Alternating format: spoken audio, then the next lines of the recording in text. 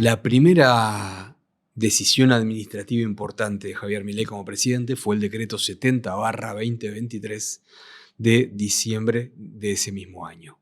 Entre los cientos de temas que abordaba, ese decreto desreguló la medicina prepaga. Esto es, por un lado, eliminó la condición previa que existía en ese momento, que era que los aumentos de cuota tenían que ser autorizados por el Estado. Eso dio lugar a unos primeros meses del año 24 de aumentos muy importantes que dejaron a mucha gente afuera y a la vez dio lugar a una catarata de amparos y reclamos judiciales. Una de las abogadas que estuvo más activamente al frente de esos amparos y muchas demandas colectivas fue la doctora Valeria Carreras, que va a estar acá con nosotros en un ratito. Vamos a estar abordando la cuestión de los aumentos, de los costos y de la rentabilidad de las prepagas, de lo que dicen las prepagas pero no demuestran al no mostrar los costos, de la capacidad de lobby judicial que tienen, que ella comprobó a lo largo de todo ese largo proceso de muchos meses del año pasado. Vamos a hablar de si compiten o acuerdan entre ellas en una suerte de posición dominante de mercado. Y vamos a hablar también de si los incumplimientos prestacionales de los servicios que están establecidos por contrato son casos aislados o tienen que ver con políticas corporativas y cómo manejarse en cada caso, ¿sí? Vamos a tener también sobre el final un caso puntual de una afiliada que le reclama a Galeno por un reintegro, que está todos los meses en la misma situación desde hace más de un año. Bueno, todo eso, si se quedan conmigo acá, en Salud en Serio. Bueno, empieza una nueva emisión de Salud en Serio. Está a mi lado la doctora Valeria Carreras. Muchas gracias por venir. Hola, ¿qué tal? ¿Cómo te va a vos y a toda la audiencia? Bien, muy bien, estamos contentos de tenerte. Generalmente las prepagas, las empresas de medicina prepaga, son noticia judicial por dos frentes o por dos grandes tópicos, podríamos decir. Uno, los aumentos de cuota, y el otro son los incumplimientos de servicios, incumplimientos contractuales. De todo esto vamos a hablar con Valeria. Con respecto a los aumentos, hubo un cambio muy importante hace casi 2 años, cuando el entonces recién entrante presidente Milei promulgó el decreto 70/2023, que desreguló la actividad. Hasta ese momento, las prepagas estaban obligadas a pedir la autorización al Estado Nacional para aumentar su cuota, y era el Estado el que definía cuánto y cuándo, y cuánto de eso se trasladaba a los prestadores. Y cada vez que esto ocurría, obviamente, salía en los diarios. Como ahora ese paso previo no existe más, no siempre nos enteramos, no siempre es un tema de agenda pública el aumento de las cuotas. ¿Cómo crees vos que incidió el 70/23 en esto y en general? De manera nefasta, porque no solamente liberaron a las prepagas a aumentar sin ningún tipo de límite, sin ningún tipo de lógica los servicios. Ustedes tienen que hacer memoria, el año pasado, entre febrero, marzo y abril, lo que llovía en todos los medios eran reclamos desesperantes de personas de clase media que se pagaban una medicina privada, pero que ya no podían costearlo porque habían triplicado el valor de diciembre a estos meses. Llegó a quintuplicarse, te aclaro, en el 2024. Ante tal vorágine de reclamos de la clase media, que es un poco el espectro o el target a donde apunta generalmente la derecha, ¿no? A captar su voto, tuvieron que salir a dar una respuesta, porque los reclamos eran de toda la haya. Y aparte porque les desbalanceaba la inflación, que todos los meses las prepagas te aplicaban un 20, un 23% de aumento. Hablamos así de esos costes, de esos valores. Entonces, ¿qué hicieron? Habiendo firmado la desregulación total y que el Estado no tenía que meterse, entonces Caputo hizo una movida para frenar los aumentos, para frenar todo este reclamo, y por 3 meses se congelaron los precios, se hizo un acuerdo judicial promovido por la Superintendencia de Salud, en donde decían, sí, les vamos a devolver en 12 cuotas lo que le aumentamos de más, siempre y cuando sea la diferencia con la inflación. Esas cuentas fueron casi imposibles de hacer.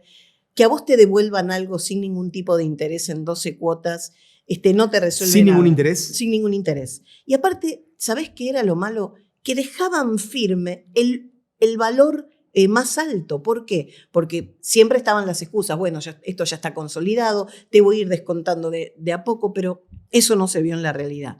¿Qué nos deja aquella experiencia? Dos cosas. Una, que sí es necesario en un tema de salud, porque vos estás vendiendo un servicio de salud, algo esencial, algo básico, algo sensible, algo que no es una mercancía en donde el mercado te puede determinar mayor oferta, mayor demanda, tal precio. Porque vos no podés decir este mes me enfermo, el mes que viene no, voy a restringir en esto y voy a restringir el otro. Se trata de la salud de la población. Entonces quedó claro que sí es necesaria la intervención estatal para poner control a un montón de cosas que no solamente son los costos, el valor que vos pagás, sino también qué tipo de prestaciones entran en un plan, cómo no perjudicar al adulto mayor cuando quiere suscribirse a una prepaga, cómo no caer en discriminaciones de parte de las prepagas cuando va una persona, por ejemplo, a afiliarse y es diabética, lo que se llamaba el régimen de carencias. Antes, es muy necesario el Estado. ¿Y qué es lo segundo que quedó? Lo segundo que quedó probado es que tuvo que intervenir el propio Caputo, ministro de Economía, para que paren con los aumentos. O sea que tan libertarios no eran. Claro, y aparte que no se puede dejar todo librado al mercado. Ya vemos que son voraces las empresas de medicina privada. Las manejan, ¿sabes cómo? Como una empresa con ánimo de lucro. Claro que son sociedades, claro que tienen que ganar, pero tienen que recordar que su producto no es una mercancía dentro del comercio como una mercancía cualquiera. Bien, y a raíz de tu experiencia, vos representaste a amparistas en distintos tribunales de distintas provincias a lo largo de todo 2024. Nos acabas de adelantar el final de la película. Pero te voy a pedir una conclusión, digamos, porque vos litigaste contra distintas empresas. ¿Existe la competencia? ¿O vos te diste cuenta, digamos, que sus estrategias jurídicas eran convergentes, eran coordinadas? No, por supuesto, ellos son una cámara, ellos pertenecen a una cámara del expertise de medicina privada, prepaga, y tienen 2 o 3 empresas que son como los mascarones de proa. Son los que mandan, son los que ordenan, son los que fijan parámetros. De hecho, después de lo que pasó el año pasado, muchas pequeñas empresas de medicina que eran prestadores tercerizados. Perdón, acá podemos mencionar a quien sea, no tenemos compromiso. Desde el programa 0 dijimos plata y miedo, nunca tuvimos. Así bueno, pero la gente sabe perfectamente que son los 3 grandes nombres. Tengo miedo de dejar alguno afuera. Entonces las chiquititas, las que no tienen un sanatorio propio, las que tienen que tercerizarlo, ¿dónde lo tercerizan? Con estos grandes gigantes. Y al tener estos grandes gigantes, finalmente el precio los van a terminar determinando otra vez ellos. Hay un tema que es el marginal, ¿no? El que nadie ve. Muchos ciudadanos, compatriotas nuestros, generalmente no miran el tema de las prepagas porque tienen la frase aquella conocida, como a mí no me toca, no me preocupo. Pero el tema es el siguiente. El hecho de que vos no tengas prepaga no hace que el tema no sea importante. ¿Por qué?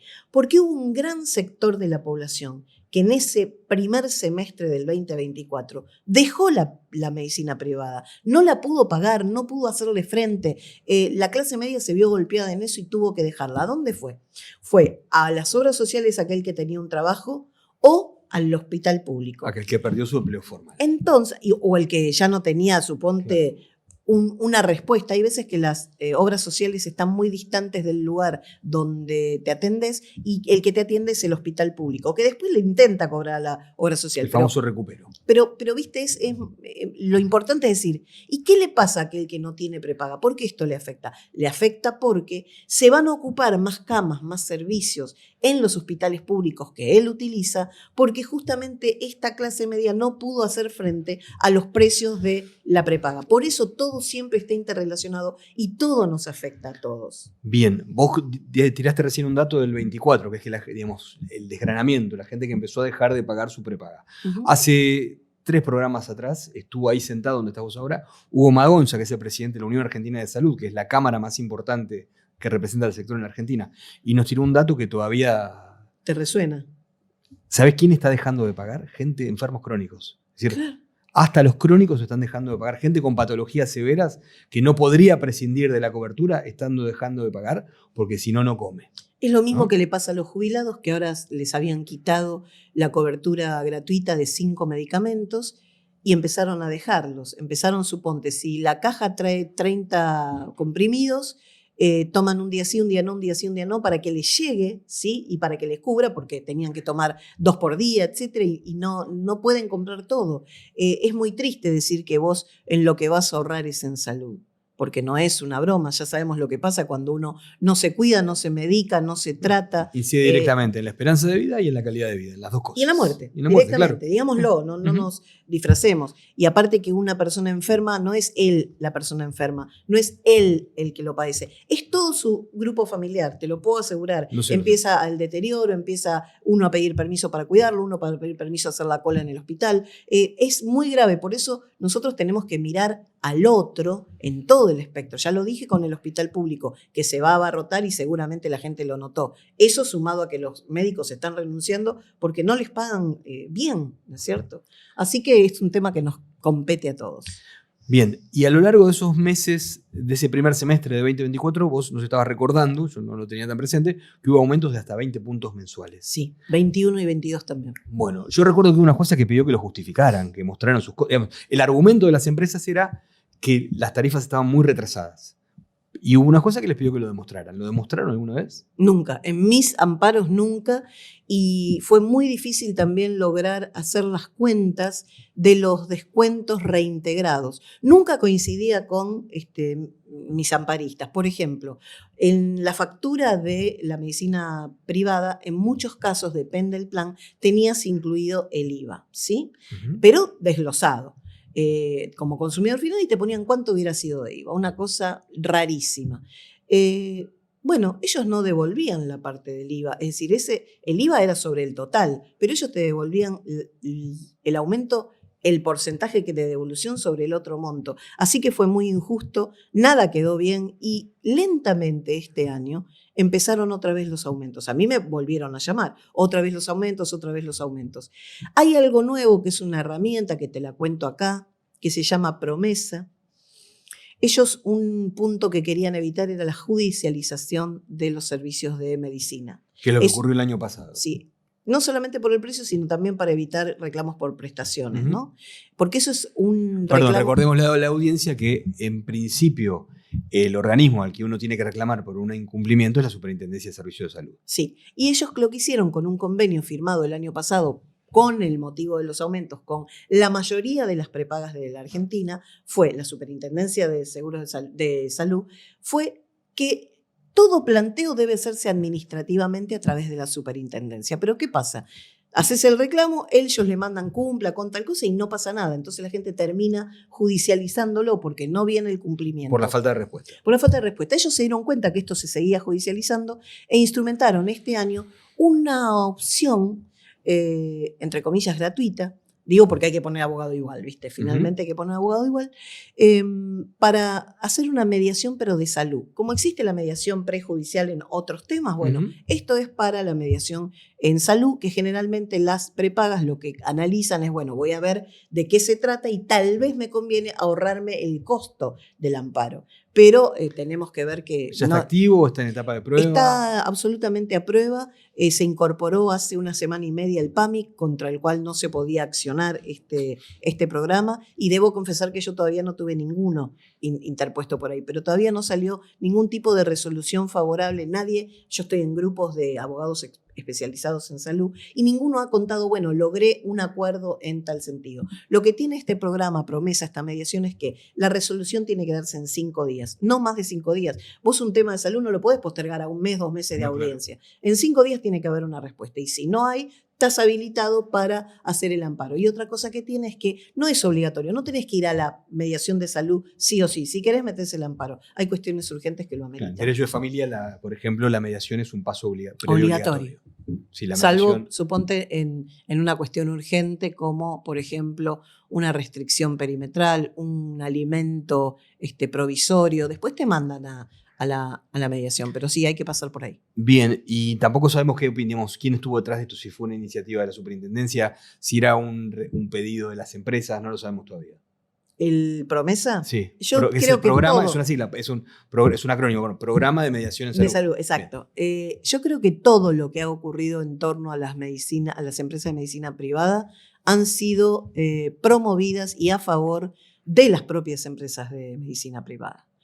Sí, bien, hubo una pulseada entre una enorme, por decirlo, Swiss Medical y el gobierno, pero por un encono personal con uno de los directivos, uno de los dueños. Yo lo asocio más por ahí. Que lo llevó a renunciar a la presidencia de la Unión Argentina de Salud. De abril o mayo del año Velocopita. Absolutamente. Pero todo, si vos lo analizás, es todo a favor de las empresas. ¿Por qué este gobierno es pro empresa? No hay manera de que alguien me diga lo contrario. En todas y cada una de sus resoluciones, sus acciones de gobierno e incluso su discurso.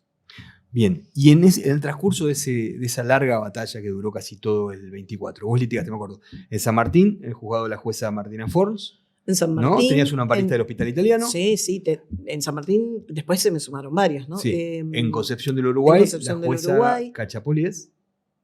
Ay, que no me mate, no me acuerdo el apellido. Bueno, no importa. Perdón. Bien. Capaccioli. No, Capaccioli era el superintendente del servicio de salud hace unos 15, 20 años. Pero igualmente la Cámara, te cuento, la Cámara sí. la bajó a la jueza. Contame eso. Porque la jueza de Entre Ríos, perdón, que no me acuerdo. Y hablemos del lobby, digamos, del poder del lobby judicial que tienen las empresas. ¿Cómo? Por supuesto. Ese me interesa mucho. Ese punto. En ese juicio de amparo, que era un amparo colectivo, lo que se dio fue contra OSDE, lo que se dio fue lo siguiente: concurrieron a varias audiencias, a las que yo también concurrí, para ver cómo se iba a ofrecer una alternativa para frenar los amparos. Fue antes de toda esta cuestión del gobierno, antes del acuerdo del gobierno y las prepagas. Entonces ellos decían, te voy a traer el análisis de costos, voy a traer cómo es, voy a traer una propuesta. Y en 3 audiencias consecutivas no cumplieron, pero la última fue la más grave, porque la jueza en medio de la reunión hizo comparecer a la fiscal penal de Entre Ríos, porque quiso ella dejar sentado una denuncia por incumplimiento por parte de los directivos y del abogado apoderado en ese momento era OSDE, de todo lo que ella había peticionado en el expediente y ellos no presentaban, que eran los costos, eran ver cómo llegaba a estos montos siderales, si se justificaban o no los aumentos, cómo iban a hacer para devolverlo, un montón de cuestiones. Apelaron esta resolución de judicializar en penal el reclamo de la jueza y la Cámara dio de baja, es decir, revocó la decisión de llevarlo a la justicia penal, revocó también la decisión de la jueza de que frenen había una medida cautelar firme para que dejen sin efecto los aumentos. La estropearon, la pisotearon, la humillaron muchísimo, y todo ese juzgado, yo te puedo asegurar que un juzgado de una ciudad pequeña al lado de lo que es Buenos Aires. Concepción del Uruguay, ¿no? Sí, en Entre Ríos, con un amparo colectivo en donde no tenían ni siquiera los equipos de computadora ni la memoria suficiente para poder arbitrar un amparo colectivo. Le quiero recordar a la gente que son más de 150 amparistas a la vez, con demanda, con documental, con personería. Es un trabajo enorme. También le bajaron el pulgar. Así que el poder del lobby existe. Yo siempre digo que uno lucha contra varios gigantes, ¿no? No solamente por ser un unipersonal, un consumidor finalmente del servicio de prepaga, frente a la estructura de una empresa de prepaga, sea cual fuere, no importa en este caso, sino que tienen una posición dominante, una posición de poder. Ellos te marcan las cláusulas, ellos te dan el contrato de adhesión. Vos no podés decir, che, mira, voy a querer que el médico me toque en 5 cuadras a la redonda de mi casa. Vos no podés pedir nada de todo eso. ¿Aceptás o no aceptás? Punto. Bueno, ahí ya estás en una situación de desventaja. Cuando recurrís a la justicia también, porque vos solamente ponés un abogado y en algunos casos podés pedir un perito médico, sí, de parte, pero la estructura que tienen ellos montada alrededor de la judicialización es muy fuerte. Por ejemplo, los equipos de abogados. Exacto, un departamento de legales para esto, un departamento de médicos forenses, y están preparados para el rechazo. Yo siempre digo que lo asemejo los reclamos de salud. No quiero tirar abajo la moral de nadie, pero tenemos que saberlo. Es a los reclamos del seguro. Las empresas de seguro tienen una máxima que es no pagar. Y a partir de ahí todo vale, ¿sí? No trajiste el papel, trae a que me firme tal, el árbol con el que chocó estaba mal plantado, la culpa la tiene el vecino que puso ese árbol ahí. Es decir, siempre van a buscar todo. Y en el tema de salud también, siempre van a ir por el camino de, ¿tan enfermo estás? No, yo creo que este tratamiento no. Mejor probar con aspirina, mejor fíjate si no sos psicosomático. Te lo hago muy burdo para que te imagines cuáles son las respuestas en los amparos, ¿no? Sí, claro. Igual no nos olvidemos del otro lado, también está el lobby de los laboratorios, que no son nenes de pecho precisamente. También. Pero me interesa la cuestión, digamos, de la... No sé si... ¿Es exagerado hablar de cartelización? Es algo que lo puedo asegurar porque ¿sabés quién lo dijo? El gobierno. El gobierno, para poder instrumentar esta medida de la superintendencia y ponerles un freno, dijo, esto es cartelización. Y digámosle a la gente lo que es la cartelización, ¿no? Es ponerse de acuerdo todos para ponerte el precio, decir qué prestación te van a dar, armar cómo va a ser los planes de salud que se van a alargar al mercado. Ni más ni menos que eso. La cartelización es lo contrario de la Al libre competencia. mercado, ¿no? Exactamente. Claro, lo que propugna el gobierno. Exactamente. Y bueno, sigamos con el tema de los incumplimientos. Me llegó un caso, lo vamos a abordar en un ratito. No sé si vos tenés estadísticas de si algunas que incumplen más que otras, si hay patologías donde el incumplimiento es mayor, si todas incumplen parejo. No puedo hacerte desde mi labor profesional particular de abogada una estadística de quiénes son los que incumplen. Lo que sí te puedo decir es que los juzgados federales, tanto de capital como de el interior, están abarrotados de amparos de salud. Mira, la vez pasada hablaba en el Colegio de Abogados y una cuestión que es la que más se pide, cursos, capacitaciones, jornadas, asesoramiento y bibliografía que se emitió este último periodo de 2 años, son los amparos de salud, porque es el reclamo que, primero, es el más urgente, el que no poder retasear. Vos podés esperar a hacer una sucesión, pero no podés esperar a reclamar para que te cubran una patología. Como decía Keynes, en el largo plazo vamos a estar todos muertos. Sí, en el largo plazo, pero aparte nunca nadie quiere verse muerto, ¿me entendés? Claro. Entonces, y bueno, y entonces esto te está marcando que hay un reclamo porque el primer paso que tiene el afiliado es toparse con el incumplimiento por el incumplimiento mismo.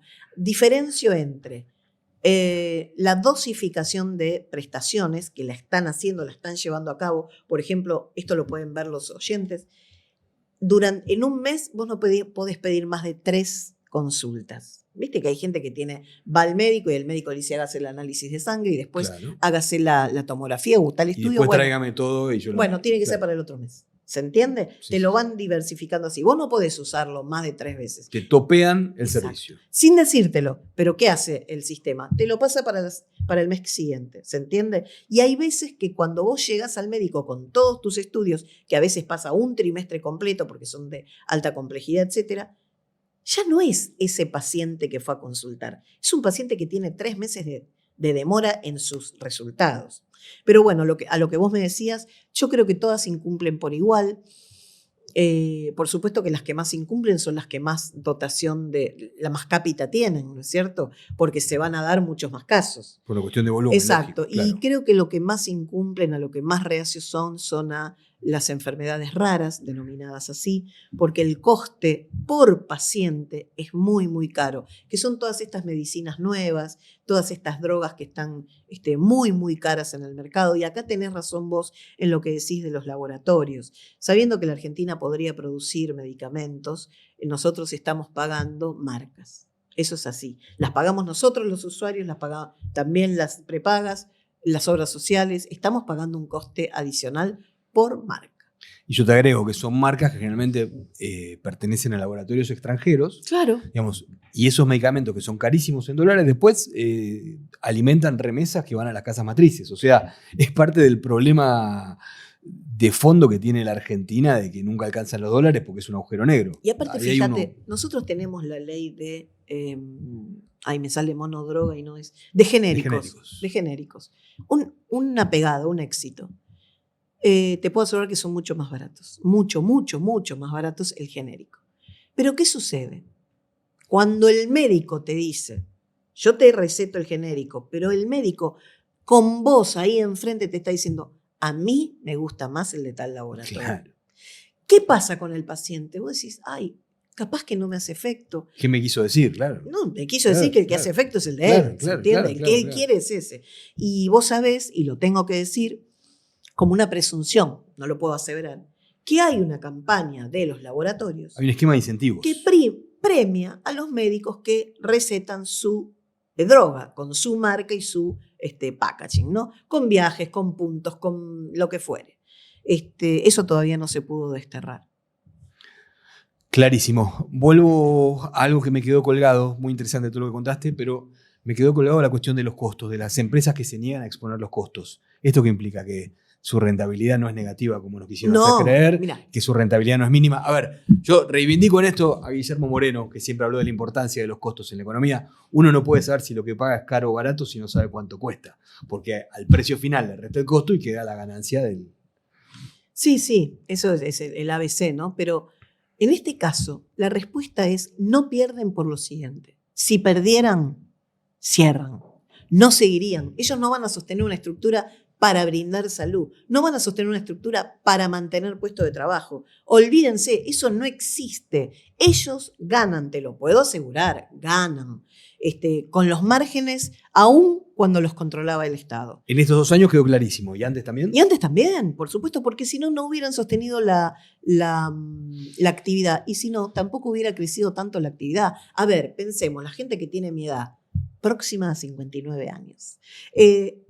¿Antes cuántas empresas de prepaga había? 3, 4. Nada más. Ahora hay más de 20 y pico, ¿sí? Afiliadas y enroladas en la Cámara de Prepaga. Entonces esto te habla de que es un negocio, sirve, es rentable, está instalado en la sociedad. Aparte se consume, la gente hace malabares y finalmente lo paga. Está muy concientizada de: quiero darme un mejor servicio, ¿sí?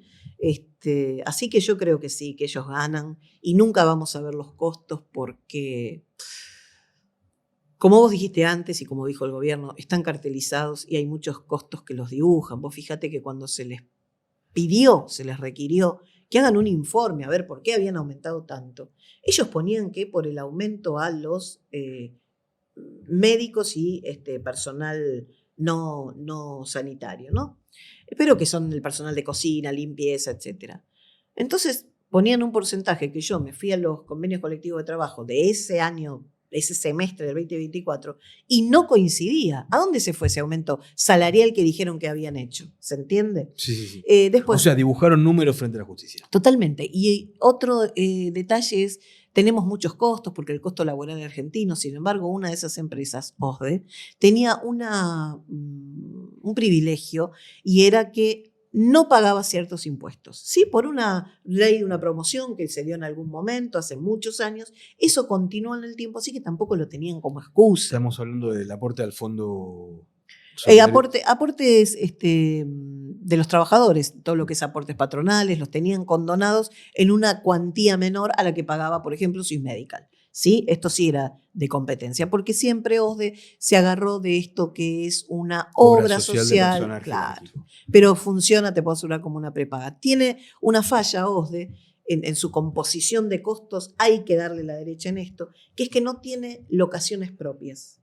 OSDE no tiene un sanatorio. No. ¿Se entiende? OSDE no tiene un centro de laboratorio propio. OSDE contrata. Entonces, al contratar, vos ya estás pagando un costo mayor porque el otro tiene que tener una ganancia también. Claro, no está integrado verticalmente. Bien, bueno, vamos a hacer una nota más. Me gustaría que te quedes unos minutos si todavía tenés. Vamos a hablar de un caso puntual, de un incumplimiento, en este caso con Galeno.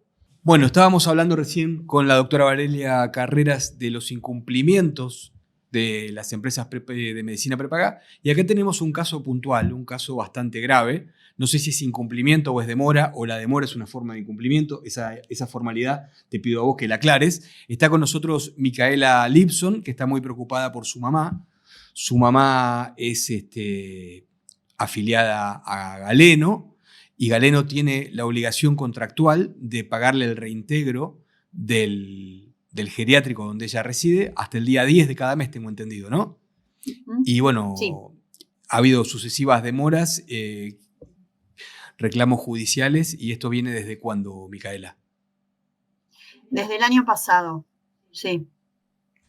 Bien. El amparo lo cumplió Galeno 2 meses, 3.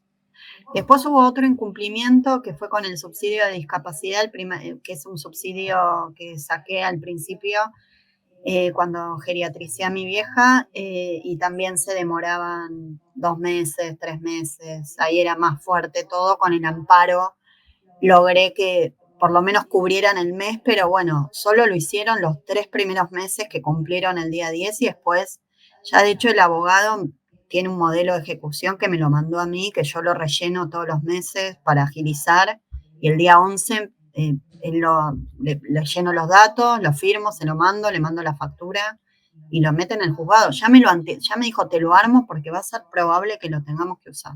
O sea que hay una decisión corporativa de incumplir o de postergarlo todo lo que se pueda. ¿Y qué te dice el abogado de Galeno? Supongo que habrás estado en alguna audiencia, le habrás podido ver la cara. No, la verdad es que no. Yo sí te puedo decir cosas que hablé con otros abogados y abogadas, que bueno, igual no es para desmoralizar, pero hay una abogada que me dijo, ya no quiero trabajar de hacer amparos a Galeno, porque es como, obviamente esto no es para desmoralizar y que la gente no lo haga, al contrario, pero es un monstruo con el que es imposible pelear. A mí Galeno, cuando se liberó el tema de las prepagas para que cobraran lo que quisieran, bueno, me empezó a cobrar lo que quería. Con el DNU 7023, de eso estábamos hablando recién. Exacto. Y hablándolo con el abogado, le digo, Juan, no hay forma, porque me parece que me están cobrando más de lo que se supone que me tienen que aumentar. Bueno, hicimos otra, yo le gané 2 demandas, de hecho, la del amparo y esta, y creo que 4 meses no pagué Galeno de todo lo que me estaban robando de plata, porque te lo acreditan, ganás la demanda y después te lo acreditan en pagos de la cuota. Creo que 4 meses no pagué Galeno. Y es una cuota de más o menos 400 lucas, para que se den una idea lo que me estaban afanando. Clarísimo. Valeria, que también tiene experiencia, estaba comentando recién fuera de micrófono algo interesante. Sí, mira, a mí se me ocurre, es una sugerencia, tal vez lo hicieron ustedes, pero quizás les sirve a la audiencia. En muchos casos, cuando el incumplimiento se da, están desobedeciendo una orden del juez. Y al desobedecer una orden del juez, eso se puede denunciar en la justicia penal. Eso sería una opción, pero no a Galeno, una entidad, una persona jurídica, neutral, claro, sino a los directivos de Galeno, ¿no? Ellos son los que están incumpliendo. Y otra cuestión, no sé tu caso, no sé si pidieron multa, astreintes, por esta demora sistemática que a vos te debe generar intereses en el geriátrico. No, por suerte el geriátrico, también lo quiero aclarar, está mi mamá empezó en otro geriátrico porque entró mejor, en mejores condiciones, ahora ya está muy deteriorada y está en un geriátrico más familiar, digamos, ¿no? Con gente que por suerte me banca y me espera, pero bueno, no me banca el mes, no me permite no pagarle ni me cobre intereses, no podría, si no, no podría sostener. Si estoy en una institución que además me cobre intereses por no pagar, no sería el geriátrico para mi mamá. Eso. Es como lo menos empresa posible en ese sentido, pero bueno, deben haber varios así. Evalúalo entonces esta posibilidad de plantear un pedido de multa de astreintes en el amparo, en tus ejecuciones, sí. Y aparte dejar abierto que todo esto a vos te genera un daño de correr con el riesgo de enfrentar intereses, porque si en el geriátrico cambian de contador, cambian de administración, sí. Posiblemente un día digan, mirá, ya no podemos cobrarte el 25, ¿se entiende? Y otra cuestión es esto de hacer la denuncia de incumplimiento contra las autoridades de Galeno, porque no puede ser que vos todos los meses, yo te he leído en Twitter, todos los meses tengas este baile. Es una barbaridad. Si vos no pudieras dedicarte el tiempo a hacer la ejecución, seguir al abogado, estar encima de Galeno, ¿qué harías? Bajarías los brazos, que es un poco lo que quieren, ¿no? Sí, exacto. Y además todo lo que implica... Nada, el martirio y el sufrimiento de tener una mamá que la estoy perdiendo de a poco, que es joven, que está ahí no por viejita, sino porque está muy enferma, que de hecho yo ayer estaba sacada por Galeno y justo la fui a ver y no era el mejor momento para ir a verla y mi vieja se descompuso. Hoy está descompuesta, de hecho. está a punto, por ahí la tenemos que internar de nuevo, pues se descompensó, pues me ve nerviosa. Es muy agobiante. Obviamente uno trata de tener la mejor versión para la mamá o el papá que esté internado, pero te sacan de quicio. Yo pago una prepaga, incluso si fuera PAMI, ¿no? Pero digo, en este caso, además, pago una prepaga todos los meses, en el día del 1 al 5 nunca me paso de día, digamos, ni de fecha ni de nada. Mi vieja tuvo líos de internaciones, o sea, no es solo esto. Claro. Hubo muchos líos con Galeno, no es solo esta parte. A mi mamá, para darte una idea, antes de que la internáramos, ella cursó todo un proceso de descompensación pausada. Y uno de ellos era que amanecía, había una señora que la cuidaba, solo un poquito, digamos, pues mi vieja siempre fue muy independiente, pero amanecía todos los días tirada en el piso, a veces con pis, a veces con caca. Entonces, la volvíamos a poner en la cama, llamábamos a la emergencia y la emergencia no se la quería llevar porque la veía bien en la cama. Y aparte mi vieja fingía muy bien su situación de estar bien y decían, no, está depresiva, está con un poquito de tristeza. Hace un ratito... La tercera vez le dije a Antonia, la señora que la cuidaba, déjala en el piso y llamemos con ella en el piso. Hace un ratito, Micaela, contabas algo que un poco es casi como una confesión de parte de Galeno, de que esto no es un caso aislado, sino que es una política de empresa, que es que curiosamente Galeno no tiene cuenta de Twitter, no tiene cuentas de redes sociales, ¿no? Tiene solo un Instagram que hablo con alguien por su... Sí, no, Twitter no tiene, claramente, no. Con alguien de privado para pedir... Igual yo voy a Galeno, voy a discapacidad, digo, voy a todas las instituciones, pero llamo por teléfono. Pero a veces hablo con la chica o chico que me atiende Nosotros, en el desde Instagram. ayer, por todos los medios, intentamos dar con alguien a cargo, con algún vocero de la empresa, para que diera su versión de esto. Hasta acá nadie respondió. Nadie. No. De hecho, me pasaron el teléfono de una persona de prensa de Galeno y no me contestó. No sé, por ahí no pudo, pero no me contestó. Le mandé un WhatsApp y no hubo respuesta de nada. Bueno, vamos a seguir este caso. Vamos a seguir insistiendo con Galeno para que dé su versión de los hechos y te llevas la recomendación jurídica. Gracias. Sí, la voy a anotar y se la voy a pasar al abogado. Hacer una denuncia por abandono penal, de persona, ¿no? No, por incumplimiento de desobediencia. No y es penal, me dijiste, ¿no? ¿Cómo? Penal me dijiste, civil o penal me dijiste. Penal. Listo, perfecto. Dale. Bueno, te gracias. agradecemos mucho este rato que te tomaste y esperemos que se resuelva la situación. Gracias a ustedes por el espacio. Muchas gracias. Chao. Adiós.